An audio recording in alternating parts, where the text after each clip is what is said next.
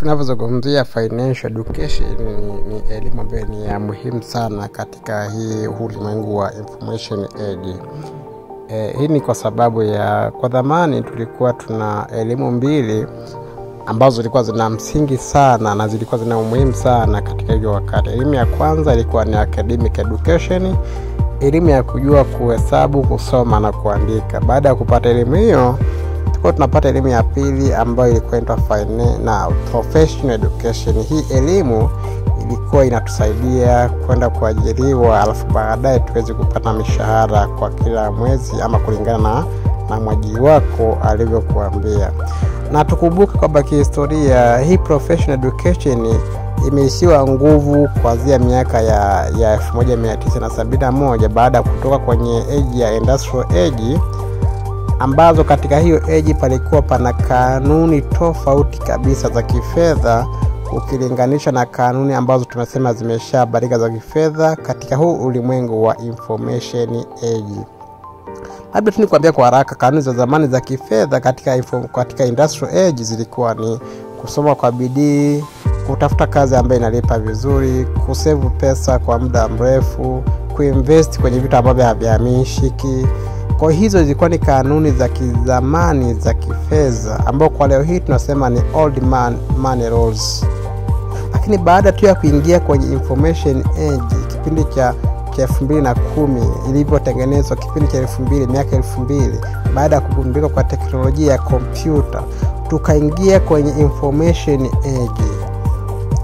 Tulivyoingia tu kwenye information age, elimu zilibadilika, kanuni za kifedha zilibadilika kutoka kwenye kanuni za kizamani kwenda kwenye kanuni mpya za kifedha, ambayo elimu ya hizi kanuni mpya ikaingia elimu ambayo ni ya muhimu sana inayoitwa financial education. Kabla ya information age, financial education ilikuwa haina umuhimu, lakini tu baada ya industrial age kufika mwisho wake, tukaingia information age. Elimu ambayo ikawa imechukua nafasi ni elimu ya financial education. Sasa kwa sababu ya watu wengi hatupendi kufuatilia teknolojia na dunia inavyoenda speed, tunabaki tunazitumia kanuni za kidhamani za kifedha, na ndio maana mpaka leo hii tumeingia katika inflation. Tumeingia katika kipindi cha unatumia pesa nyingi kwa kupata kitu kidogo, ama unakuwa unafanya matumizi makubwa lakini ulivyovinunua havionekani. Hiyo ni inflation ambayo kwa sasa tunasema dunia nzima tupo kwenye huu mgogoro wa kiuchumi ambao unaitwa inflation. Sasa basi, Financial Freedom Academy imekuja na lengo gani? Imekuja kwa lengo la kutoa elimu ya finance, elimu ya business, elimu halisia ambayo inahitajika katika hii karne ya information age.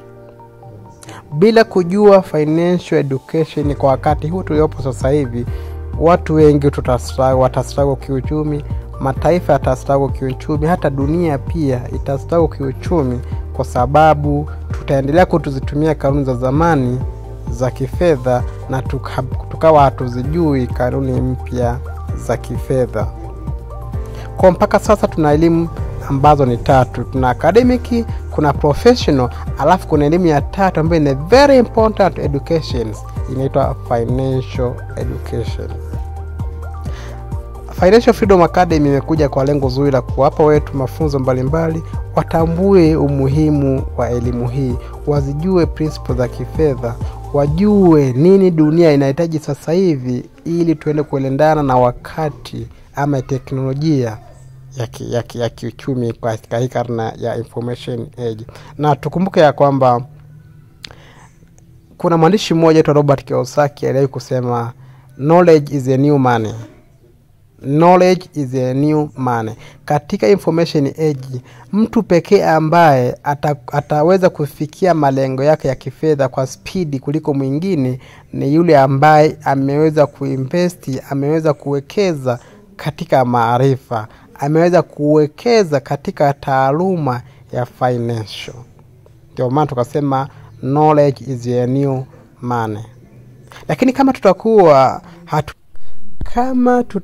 hatufahamu vitu gani ambavyo tulikuwa tunavifanya zamani mpaka leo hivi ikawa vimetupa matokeo tulionayo, alafu tukaendelea kuvifanya vile vile vitu bila kubadilika, tutajikuta tunatumia nguvu nyingi sana katika hii karne ya information age, lakini kuto kufikia malengo ya kifedha ambayo ni ya muhimu sana.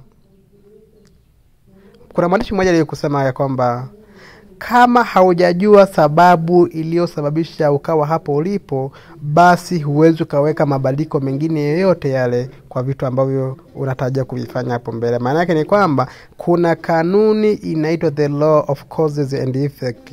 The law of causes and effect. Hii kanuni inasema kwamba success is not by accident, failure is not by accident. Everything happens for reasons. Maana yake ni kwamba kiwango chochote cha fedha ulichonacho, zipo sababu ambazo ulizifanya mpaka leo hizi zikakufanya hapo ulipo. Lakini sasa kama unatamani pia kuwa na kiwango kingine cha kifedha, kutoka hatua moja kwenda hatua nyingine, unahitaji kubadilisha sababu, unahitaji kubadilisha vyanzo ulipokuwa unavifanya. Hiyo ndio maana halisi ya kwamba Financial Freedom Academy imekuja kwa nia njema ya kuhakikisha inawafundisha, inakuelimisha, inakufafanulia katika hii karne 21 unaweza vipi kupata mafunzo ya kifedha, ukatoka hatua moja ya kifedha kwenda hatua nyingine ya kifedha. Haijalishi upo kwenye madeni, upo kwenye mikopo, haijalishi upo kwenye biashara ambayo umekaa nayo kwa muda mrefu haijakuwa, haijalishi upo kwenye hali gani ya aina yoyote ya kiuchumi,